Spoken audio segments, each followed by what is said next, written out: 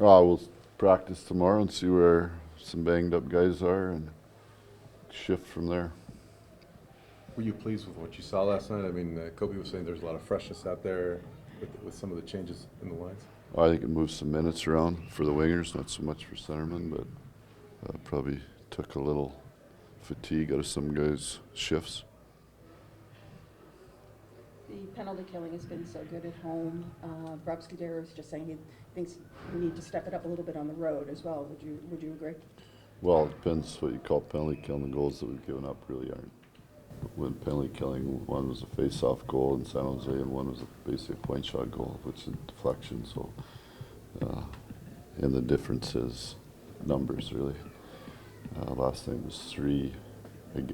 You have 3 penalty kills, and it's really not matter where it is. It's less is better. We talked so much during the playoffs, Darryl, about your juggling the backhand and trying to find balance there.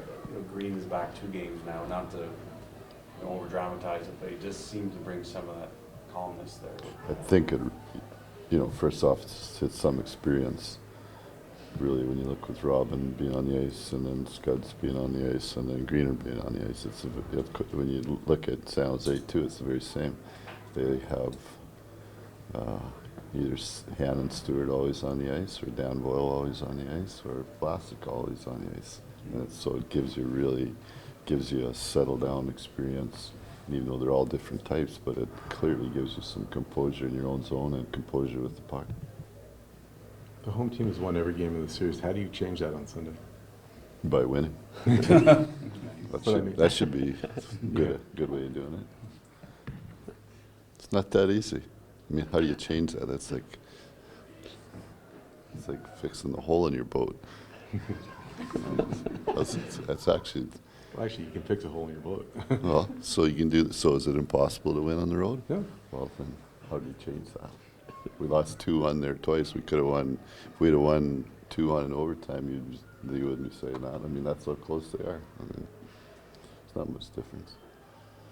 Last night when McClellan was asked about Quick's performance, he said that he wasn't worked very hard, and that a lot of goalies could have maybe performed like that. Kind of your thoughts on what Quick means to you guys, and maybe your reaction? We've seen it during the course of the season. He had his struggles early, and he's been better the last 2 months. So teams are still playing. It's a fact. Have outstanding goaltending. Was the performance by your team in Game 5 the best so far this playoffs? Best in this series. We've won 7 games and lost 4, so don't expect much more. That's about as good as you can get. On face-offs, Darryl, being at home, having to put your stick down is that much of a? It seems like it. People talk about that more in the last couple of years. Yeah, I think it's important, period, because our centermen really focus in on what other guys do. We watch a lot of it and break it down and watch a lot of it. And obviously, there's guys that we watch Thornton, and he's playing pucks to the boards a lot, but it's basically a slap play. So we want his stick down, and so that's important. So it's not easy beating those big, strong guys that have good hands. So there is something there about having your stick on the ice.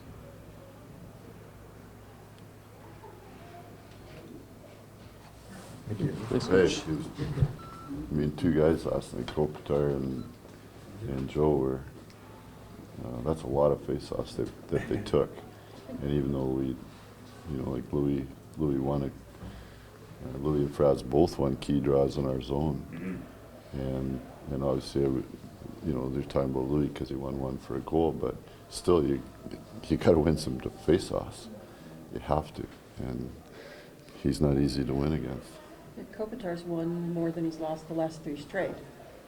He said he was bearing down on that. Well, they have to bear down when you go from, as a team, we still have guys that are really struggling with it, but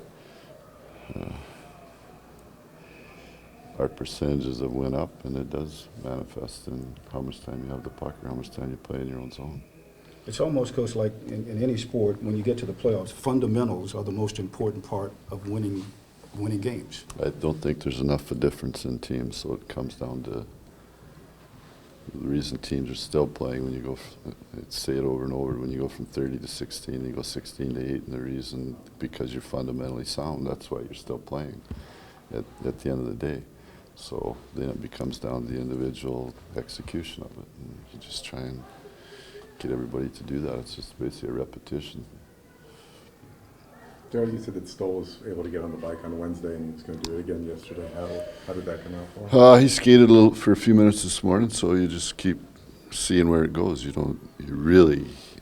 not when they're on the, if he fell off the bike because he had a headache or something, then you're back to square one. It's basically, okay, he rode the bike at a certain heart rate for 8 minutes, so it's really not that big a deal. So this morning he went and skated for 15, and so then you just evaluate again tomorrow morning and then go from there. So that's still means there's still significant long ways to go. That's the first time you skated though, I think? Yeah. Darryl, we all learned a little bit about the farming business last year. I forget, where are you at this time of year, and are you starting to be missed? They're a little bit behind just because it was a late spring. Okay. So, but they know the deal. I was hoping not to get home till like the 15th of June. You're not expecting me anymore? Well, this year it's later than that. Yeah, it could be. A lot later. Could be, yeah. Last day, possible day for the. Last year I got home on the 14th. It ended on the 11th. This year it could go as late as the 28th. Yeah, that'd be too late. Too late for the weed, or? No, too late for me to help them. Oh.